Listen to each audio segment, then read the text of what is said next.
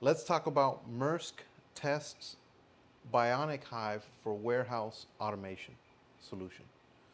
So this is actually a cool project. I believe the company was Israeli. And was it did Amazon buy the company or did they partner with them? I think they backed them. Okay. It Okay. was not like a complete acquisition. Yeah. And we're talking about Squid. So Squid came out with a system of autonomous warehouse robots that they run on a really cool rail system along like warehouse aisles and basically pick up pallets of products or goods and move them along. So basically, in this way, you basically forego the need from having a forklift or even personnel on site. So I think this is great. I mean, honestly, if I had a factory or if I had a warehouse, I would definitely go for this over the latter because where you have people with forklifts and heavy equipment, you have an increase of risk. You have an increase of danger. Increase of Cost. errors. Yeah, and cost. Errors and costs. Yeah. And the thing is, if you like, they are also trying to integrate AI in the robots now. So Right. if this everything, the whole network in the warehouse is AI operated, so how convenient it would be if I order, let's say if it is Amazon or something, if I order something from Amazon, and the moment I order it and the bot is already figured out that we need to ship it there, it has to go to certain dock where it will be loaded into the machine or the truck or whatever, and Right. then Yeah. again the truck is auto drive. Yeah, we're getting there. We're Yeah. getting to that point of interconnectivity. I think that for the company, for the for an enterprise, this is a really good solution, and it may be too good of a solution, because I think that this will start to put a dent in the labor workforce. Yes, You know. yes. The thing will be, if things go like this with the technology, if people need to make a living, they need to upgrade their level of education from hard labor. Now they will be as computer laborers, like Yeah. software engineers or something. Everybody has to have some knowledge of computer with the current task they were good at, because ultimately computer will be doing it, and we will still need people to operate those computer. I think that there's definitely going to need to be an upgrade in skills um, for the current workforce that's in place. I don't know what that transition is going to look like. I have to do the math, but I mean, there's a significant workforce in just about every country, right? And I think the way that this will roll out is, you'll have Western countries, their companies will start to roll this kind of technology out. And I think that more affluent Asian communities and Asian countries will start to roll out this kind of technology. And this will put a significant impact on the society that relies on those jobs. What happens when these changes start to come about? I mean, I think it's going to be a little bit chaotic. But for the business, it's going to be great, provided that the technology is affordable, and it most likely will be, because when you buy it at a certain, at a certain quantity, it becomes cheaper, literally by the second or third year. And the efficiency is also a question. I think it will also be more efficient, because it's one thing to have a workforce that's operating, let's say 16 hours a day, or let's say, conventionally speaking, 8 hours a day, right? Because I have friends that are in the manufacturing business. They're working for a company here in Austin, and they do manufacturing. They're open from 9 to 5. But what happens when you have workers, autonomous workers operating 24 hours a day, Yeah. And they are like also charged by with their railing or something, so Yeah, you don't need to even worry about charging them or anything. exactly. Funny thing about charging, I was watching a video about robotics, and in that you remember we saw some drones which were now like which could fly on their own, but they did not collide. So what they did, they took 6 or 7 drones and put them in a room, and they did not give them any pre-instruction about flying path or anything.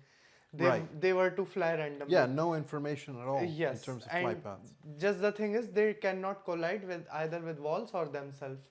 They have to figure out how they will fly. And they were able to, autonomously do that Yes, on their own.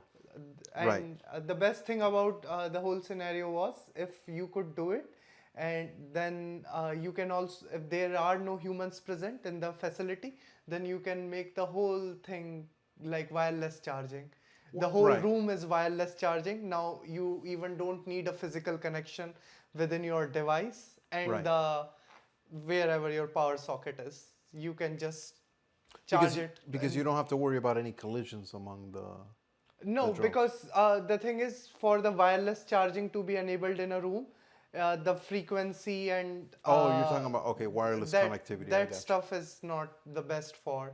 Like you cannot do that where all humans are and stuff is. That's right. Like, Yeah. but if there is no one in like the whole warehouse, you can convert it into whole powerless charging hub, wireless charging hub, Right. and all your drones are flying And they don't even need to charge. Yes, because Yeah. they are being charged by the Yeah. environment and rays around. No, that's amazing. I mean, I've known that they've been working on the technology to charge wirelessly for a long time because the distance. If you think about your phone, you can only really charge it when it's like touching the device that charges it. But they have been kind of making some headway to kind of increase that. I never even thought about like the idea of a warehouse just having, robots doing the work and not even needing to charge. Like Yes. that's crazy. I can also see that in roadways, like if you have all vehicles are electric and they can charge via the roadway system, then you can potentially have a vehicle that's just constantly, able to drive without having to worry about charging. That's crazy. But this application, what you just mentioned, that's really interesting.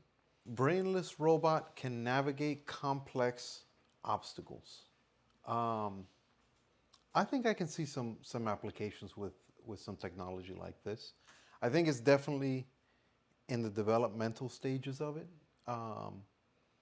But it is interesting. Like if you think about, let's say there's a situation where you have an explosive and people don't want to go to where that explosive is, but they want to disarm it. And it just so happens that where the explosive is located, it's a tight fit. It may have to go, like for example, underneath the crack of a door, or it may have to go through a ventilation system. And so the capacity for a robot like this to be able to navigate those areas and potentially disable the explosive at a safe distance for people. I think that's an interesting technology just for an application like that. I know that there's also other applications, like for example, if you think about a cave system where suddenly the entry point for the cave starts to become narrow and narrow to the point where only really a device like this can fit in, and then it has some illumination features and maybe even a camera system. It can explore beyond what we're able to in a safe way. This is really cool stuff. What do you think about it? Like, how do you think we could use something like this? The most important thing is they have made a soft robot. Yes. So the soft robot is obviously which is not rigid. So that is something remarkable, and they made a soft robot which can turn. So definitely, as you were saying, its uses is enormous, and going into Yeah. tight spots is one of the which is like really obvious, and yeah, Yeah, it's kind of like it's soft and flexible, kind of like I guess you would think of like an octopus or something. And octopuses, they do have the capacity to go into like really tight spaces. What I'm curious to know about is how or why it's considered brainless and yet it still operates? Is it because the control system Brain. of the robot is working remotely? No, because there is no control system. No It is no CPU. yeah, some kind of that. Like Okay. it would have a CPU, but it has not a particular set of instruction on how to tackle the obstacle. Scientists have created a brainless robot that can navigate mazes without any onboard intelligence. That's what I meant. No, like CPU. Okay. It doesn't operate out of, it doesn't have an onboard computer. It seems to have what is known as, let me go scroll up for a second. It seems to have what is known as liquid crystal elastomers, which is considered a smart material, also known as LCEs. All right, well, I think that covers the squid-like robotics. Let's go to the next one. Okay, so let's talk about Tesla. So the Tesla bot becomes less of a sideshow as impressive new footage of the robots emerge. So the story is Tesla gave an update on its humanoid robot program, which is known as Tesla Bot or Optimus. New images of prototypes were quite impressive, making the project look less like a sideshow and increasingly like a potentially real product. So I think Elon is starting to really gear up on this particular project because honestly, I think it's going to make a big difference for the work that he can do on his Tesla factory. I'm sure that there's still a tremendous amount of labor that is done physically, but even the assembly of the parts of the vehicles are, it's still pretty labor intensive. And so if you can develop the machine that allows you to automate the process further, and it just so happens that the machine can get to the point where they can even assemble themselves. Because I don't know if you saw this video, but there was a video of the Tesla bot assembling another Tesla bot. And that is where it really gets crazy, because if you have one building another, which then gets up and starts building another while the other one is building, it scales pretty much before your eyes. It's certainly like a Andrew Tate business model. Oh, yeah, yeah. And that's, obviously if you're making them, your costs are down. But it looks like they're trying to, I think the price point for this kind of thing was between like 10,000 and 20,000 per Tesla bot. And that's now, what's it going to cost 5 years from now, 10 years from now? Maybe half that. The real potential it would have, this bot will have once AI is integrated into it. That's the other thing. Then it will be a fascinating thing. Yeah, that's the icing on the cake. I mean, the moment that you have AI on this, I mean, even something as like simple as like a large language model that has been fine-tuned for robotic applications. That's gonna be another crazy little side tangent that all of this technology craze is going towards, because for manufacturing, this is one of the key instruments to scalability. This costs 10 to 15,000, maybe 20,000, right? But what is the salary of an employee that works on the factory? It's basically not even comparable. Yeah, you could get like 10 Tesla bots for the same price. Yeah. How I see it, soon that robots will take place of our cell phone. Robots will be like, I'm not You're saying they'll be like a cell phone for us. In other words, they'll be commonplace. They will replace cell phone, and like you will have your personal robot, which will be your robot, plus it will be your cell phone. So I just press a button in his body. Yeah, maybe if you press a button, the bot will give you a earpiece or something to talk if you want. Yeah. And if you don't want, you can just attach your phone to it. His hand will be like right here, and that'll be his hand will be like, you want to talk, here's my hand. Yeah, that would be funny. No, no. But we cannot say these words. No, yeah, maybe you're right. I mean, I can't quite, I can't quite envision that future. I don't know. Which one? I don't know if I want that future. Okay, I think that Yeah. is Yeah, I would also a prefer little a bit future disturbing.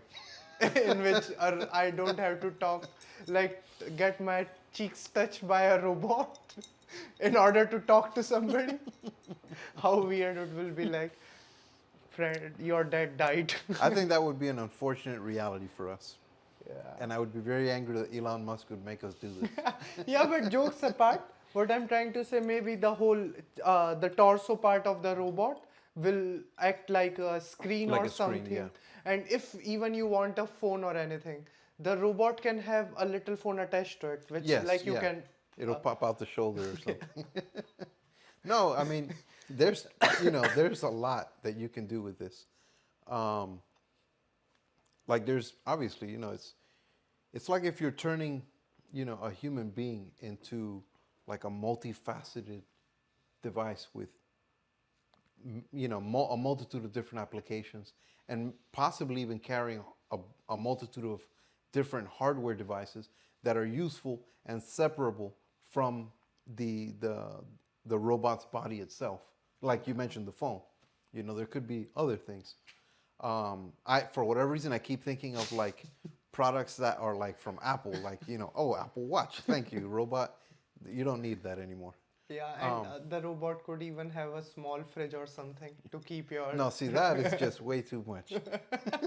I would prefer that. Maybe, If my robot buddy has a small fridge or something in the back in which I can pull out some cold ones. Someone's probably going to make it, It's probably going to be a terrible Kickstarter campaign that manages to rack up millions of dollars.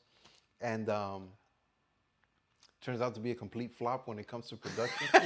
I would still buy it if somebody made it. Yeah, I mean, because I'm thinking about like, oh, okay, well, it would be nice to have a cool drink, Yeah, the main thing is to figure out the battery thing. If like you can figure out a battery powerful enough to keep an Oh, yeah. refrigerator going. Yeah. Otherwise, like if battery was not It would an be a little issue, inefficient, yeah. then you can get a normal robot and make him pick your fridge everywhere. Right, yeah.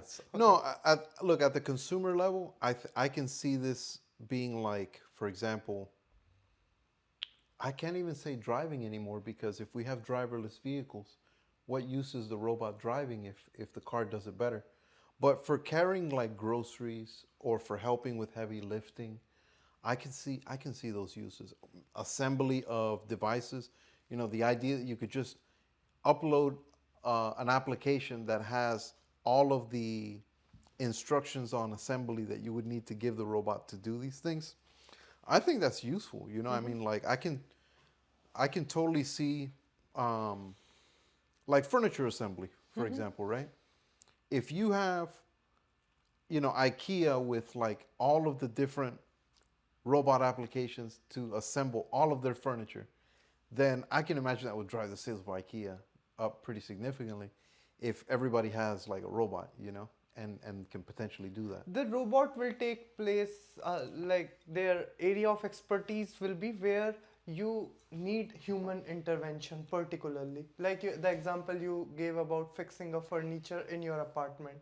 No matter how much automation you have, you still need to get that table in your room. So you can't automate that, right? You need something. No, you can automate it because if How? I'll explain. So if the robot is able to identify the difference You will between automate objects, it with robot, right? of course. But other than a humanoid robot, what you can think of can do this job? Other than a humanoid or human. Yeah. So that is what I'm trying to say. That every place where you were saying that now they have driverless cars, so where they will use it. So I'm trying to. Oh, maybe like, Wherever there is a non-autonomous vehicle, sure. Maybe a boat for now. Yeah. Because honestly, like, I think half the people that own boats right now don't drive it the way they should. because boats are a little bit dangerous to drive.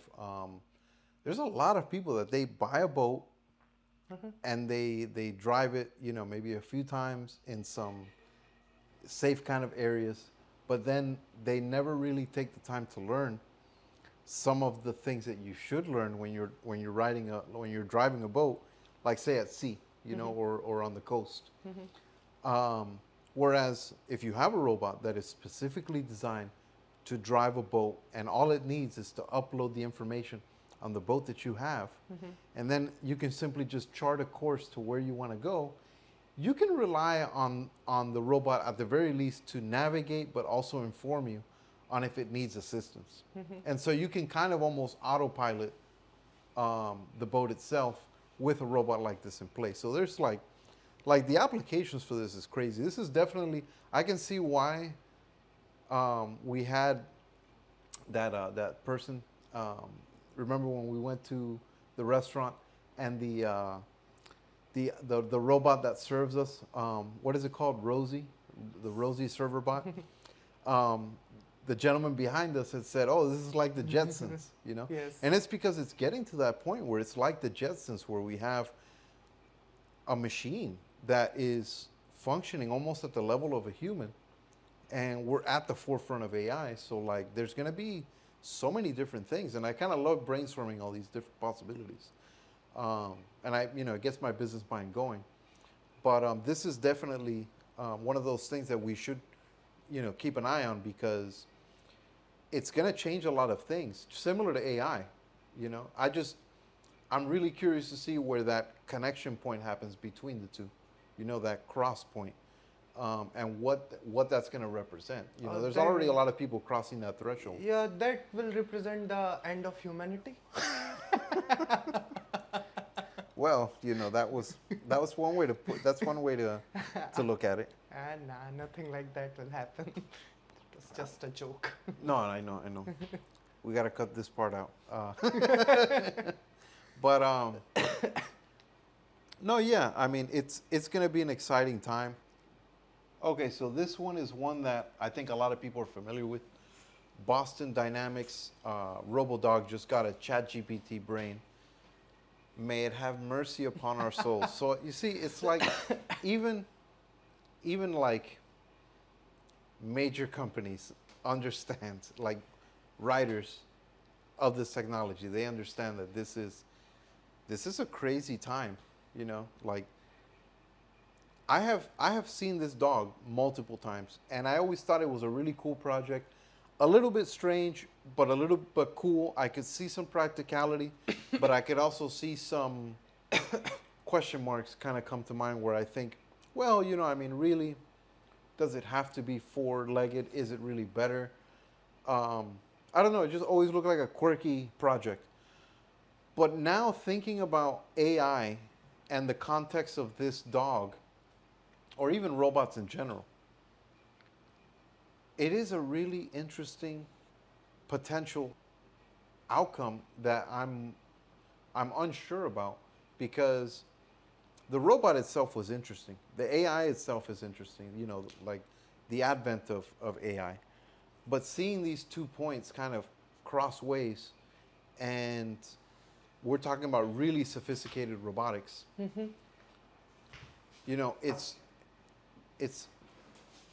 It's a question mark of what this is going to represent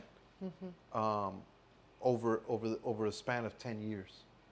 I think we're going to see some things that are going to be both exciting, but then there's also going to be some really terrifying potential outcomes, and this is where we are currently. Yeah, it is to be determined.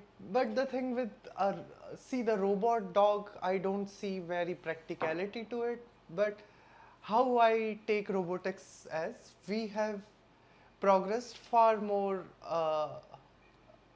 like to a great height in robotics. But as a human race, we haven't caught up to that technology in our daily life, like in our daily use. Oh no, we haven't. Yeah. So that's why they are putting all the effort in making dogs. Like the engineers want to show that we can make something which is this sophisticated. So if there is a product demand in the future and you are looking for a company which can produce robots of such sort, we are the guys. So I think it is like that. And with the integrating the chat GPT, like, is still in as a totality of it, I think the robot dog is useless. Even if they integrate the chat, like, you can pull some use from it No. right now. So, for example, the fact that it has 4 legs, right, and it's using all 4 of those legs for support, means that it has a higher bearing load and and higher stability than if it were on 2 legs and if it were bipedal. Okay, so I can understand that. And also, if you look at the way that it looks, see, people say it's a robo dog, but when I look at it, I think of like a cheetah without a head. And I've seen some of these robo dog robots. They're pretty fast. They're not slow. Some of them go like as fast as, like, I remember, this was a long time ago. This was like 10, 15 years ago. I remember seeing one that was going like 25 miles an hour or more. And it was on the track. And it was like, okay, what if there was like an AK-47 on top of this thing, and it was running, towards like a military, or like a standing army or something like that? Then it gets weird, Then it gets a little bit chaotic, and that's kind of what I see with this is that, you could potentially have increased speed, higher stability, higher load-bearing weight, for support, and there's just a lot of different applications. Like, there's a reason why we had a horse as support for us for a long time. So I can see why they would choose that.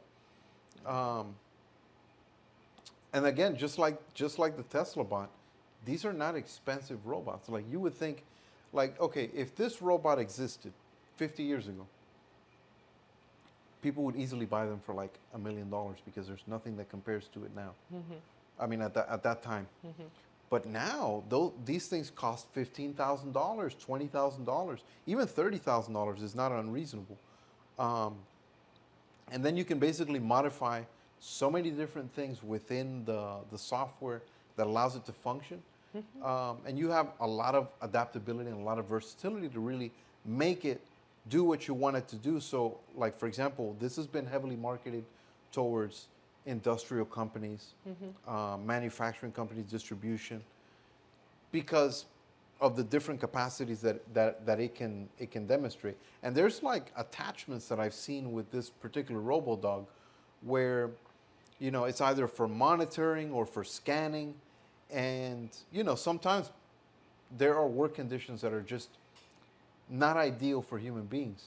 And so it's better for something like this to operate in those conditions than it is for people. Like, think of like a mine shaft where the potential fumes can, really affect the person. This would be a place for something like that. Yeah, I can see it as a walking chair. That would be the best use, and I would use it for that. This is where the CEO would ride on top of it and just Like, go to the office. The CEO can do that, but like if somebody is using wheelchair, and so they can use like if they make a robot dog kind of like that you can sit on the top, then you can even go on stairs because Right. it has 4 legs. Yes. So Yeah, that could happen. You could also slide off of it, but yeah, they will make a seat belt or Oh, they'll something. make a seat. Right. It's Yeah. not like you have to balance. Yeah. Yeah. Like a No. robot dog made specially for handicapped people. So You've seen it dancing, right? yeah, I have seen it. Yeah. That thing can dance. They also, by the way, you're familiar with Boston Dynamics, right? You've seen the one that walks on 2 feet?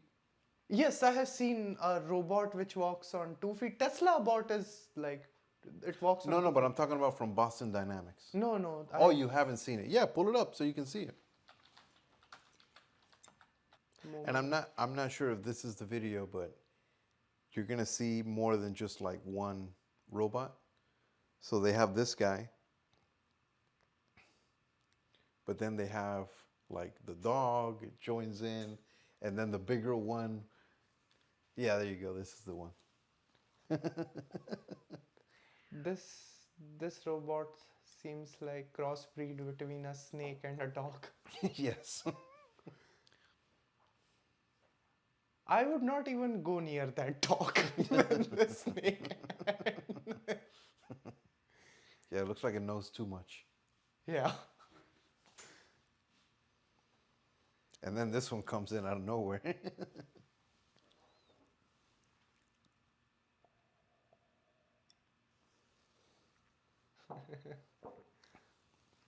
Okay, now That, you know, like, ballerina move. and here's the thing: you can't help but be impressed by that, because that ballerina movement. I mean, to get something to do that is nuts. I mean, even if you get a person to do that, it's an accomplishment. But this thing is crazy. Yeah, all these dog, snake, and robots are dancing way better than I have ever danced in my life combined. Yeah, all I can say is if that's not CGI, and I don't think it is, that's pretty amazing. And this is old news, but I wanted to kind of show it to you so you can see what Boston Dynamics is doing. So, why are robo taxis dividing San Francisco? So, I know that you've seen the cruise vehicles here in Austin driving, wisping around the roads without a single human being in sight. I think San Francisco's had a harder time than we have, because I think traffic conditions are pretty bad in San Fran. And I've read some articles where, a whole fleet of them have basically blocked the road, and one of them hit like a pregnant woman. And so I think that one of the things that I had read is that they were like a short distance away from, I believe it was launching like a bunch of them to kind of be just autonomous.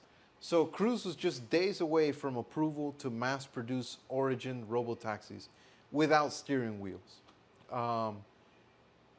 And I actually think that would have been pretty cool, Yeah, they want to do that, but the thing is, the complication they are having is, since they don't have a steering wheel, so most of the tests related to steering wheels, they have failed them all because they don't have No, one. not all of them, but they have had mishaps that have occurred throughout their testing phase. So because of that, they are still in, like, Yes. they need permission, but they are not getting the clearance. Yeah, And it looks cool, honestly. Yeah, it does look. Even though they said that they will get the approval, but the department which takes charge of all of this thing, he has said that no, we haven't made any decision, nor we Oh, of have course. seen any file.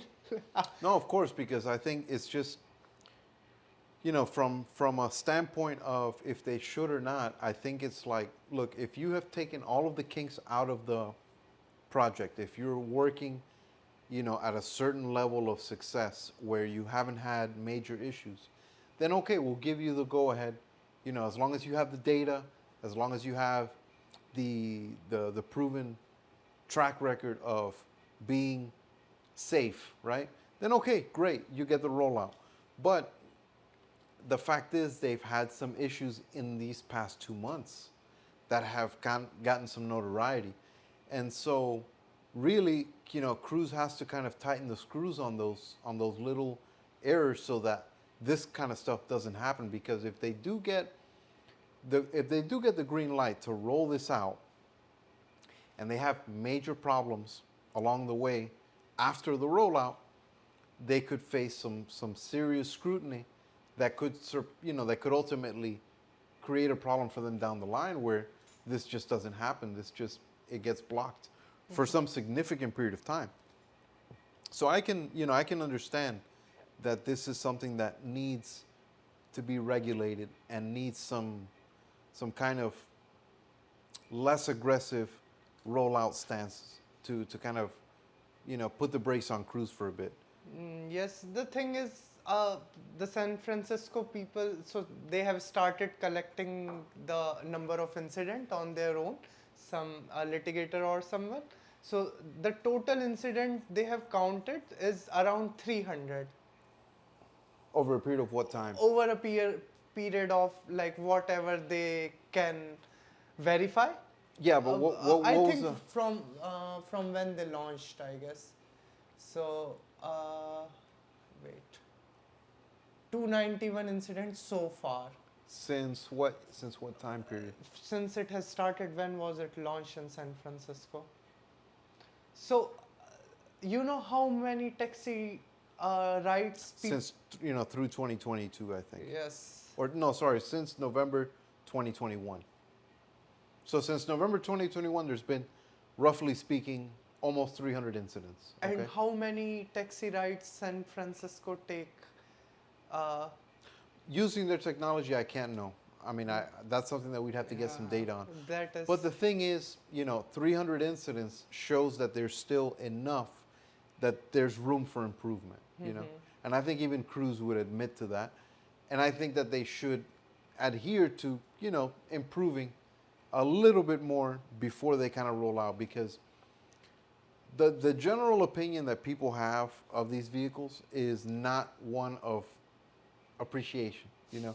When they see a car on the road with no vehicle, with no passenger, no driver, they're kind of a little bit annoyed. Like they're kind of wondering, okay, what is this thing gonna do to me or to my ability to get to the destination? This is funny. What people are doing to stop the Cruise thing, they put a traffic cone on its hood. Yeah, that's how you get them to stop. Yeah, for sure, I've seen that. And like it is standing like a now traffic cone unicorn in the middle of road. Yeah. Just standing there. No, there was a guy that he put all those cones on. He put cones on each one. Like there was like a whole fleet of them that were just in the middle of the road, stopped with like 20 cones on top of it. That is funny. I mean, personally, I like this. I like seeing that. Because I feel like Cruise is the underrepresented car company, Because Tesla's the one that we talk about. We talk about full self-driving and all this. Everybody talks about just Tesla. Yeah. But this is also GM backed. GM has been the leader of. Yeah, but they automobile. have kind of silently put this project into place, and as silently as they could, because we see them on the road, but we're in Austin and they're here. They're in some other, metropolitan areas, but they're not everywhere. So for the most part, a lot of people in the U.S. and in the world at large, aren't really seeing this too much. But I think that they should deserve some credit for what they're trying to do, because I think that ultimately, if this technology kind of carries out to an ideal level, we're gonna have safer roads. Honestly, like I think that human intervention in driving is a large part of the reason why we end up with so many accidents. And if you increase the amount of vehicles that are driverless, and they're successfully driving with minimal issue, you're going to have people that are driving less, because these services will be cheaper. When you only have to pay for the vehicle and not the driver, that means that the person who came out of the bar at 2 o'clock in the morning that doesn't want to pay for an Uber might be able to pay for a Cruise, and maybe has to pay only half price. Yes. And that's ultimately going to save more people, So I think that there's some very beneficial. The most tech interesting thing I wonder about regarding the technology, once we have achieved all the automation and done everything, like everything is automated, AI controlled, done. If you want something, it is done. You don't even need to buy grocery. Based on your eating habits and knowing you so well, your AI will get them. Order them and it will be in your fridge before you know it. So yeah, you just you press on the Instacart app. All right, here's my grocery list purchased. go get it, and then the car goes to HEB, picks up, or goes to a local supermarket. The person, when you arrive, when the car arrives, the attendant already knows that you brought your driverless vehicle, puts the items in there and takes it back. I'm guessing that's what you're saying. Yeah, and even better, you don't even need to open the Instacart app. Your AI will figure out how many times you cook in a week Oh, so and you're what saying you it. will be cooking. Like it is completely done. Right, You right. don't have to even think about it. Right, yeah, It is yeah, yeah. everything is done around you, right? And since we have reached so much of technology, so I'm guessing we will have food security and stuff also by that time. Like nobody's dying of hunger and everything. Our all corners are secured. The question is what we will do as a human then. Like what we will do. I never thought I would be afraid of food security until I heard it come out of his mouth. Food security is something to Like be I could afraid. see the food security already on me, layer by layer, as I use the autonomous services. Yeah. But what I'm trying to say is we have all our problems solved. Maybe. And what we will do, like let's say you are sitting here, we are recording this video for some reason you are recording. Let's say and that reasons maybe it boils to, for example, maybe it boils down to money. Let's say. Then but if everything is secured, you have food already, you have your education and everything, connectivity, and you have roof on your head, you have everything, you have clothes. Now why do you need the money? What will you do with the money? Try to fill the hole where your self-worth used to be. That is one way to put it. Yeah. No, but the thing is, it will never happen. That is like what I'm describing you is a very fairy tale situation. Because I don't think that that's that far off from the reality. Like I think there will be a time where you've seen the movie, you've heard of the movie Idiocracy? no. So basically, technology became so like rampant and it made everyone's lives easier that it created a situation where a society developed where everybody became less intelligent over time, to the point that people were so stupid that they forgot how to run society in general. And there's actually been other movies that have hinted at these kind of like consequences. Like there was it's an animated film where everybody is now like on like a hover chair to go everywhere. They don't even walk. So they've become like obese, and they don't know exactly how everything works because they forgot. Is it Wally? Yes, Wally. Yes. Yes. Yeah, so like it's possible. I'm just saying it's possible that this can happen because we're outsourcing for the first time not just our intelligence. We're outsourcing Decision making we're capabilities. not just outsourcing decision making, we're outsourcing everything else. So what could the end result be? Uh, an obese, morbidly obese, unintelligent person. Maybe the prime, Which puts his who the puts pinnacle of our progeny.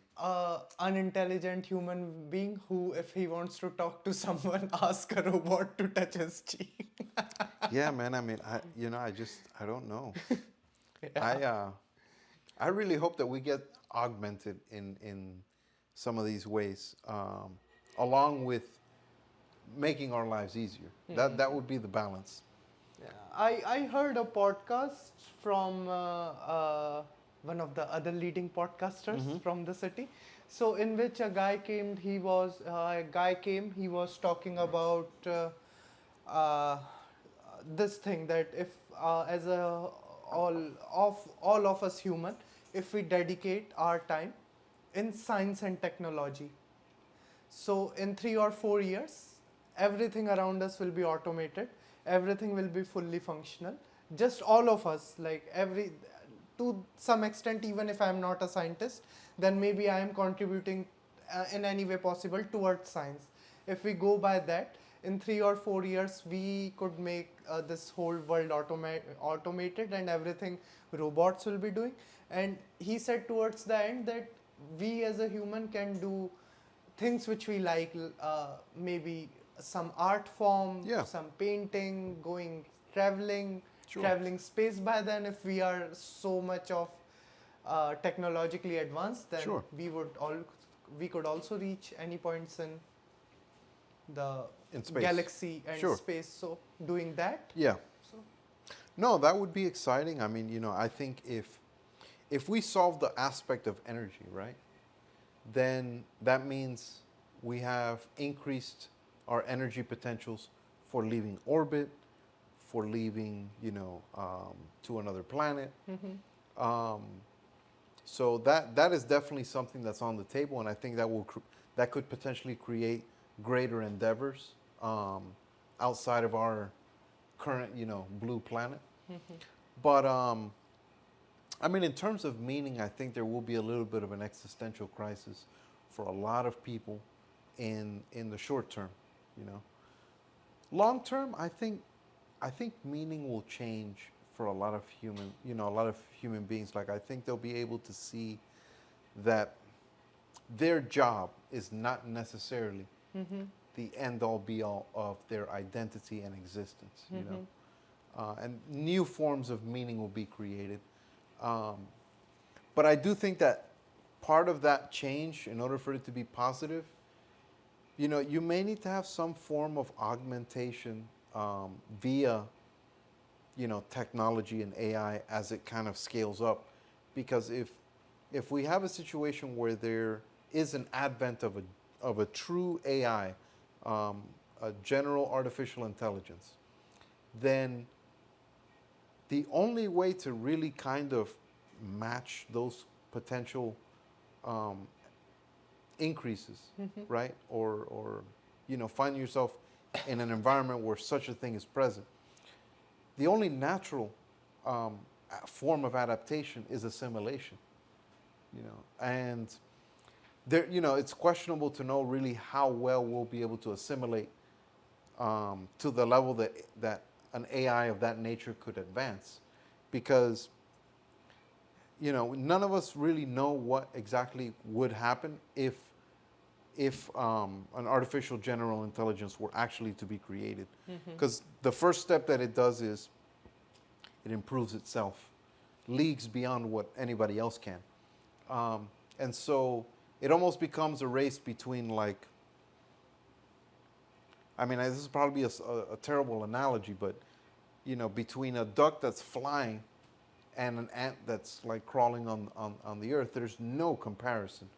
But provided that it's a beneficial, or a non-harmful AGI, it will offer opportunities for augmentation that maybe we never thought was possible. But this, again, this is like singularity conversation. We don't really know. We're just, I guess we're musing at this point. everybody's giving theory. Nobody knows what will happen.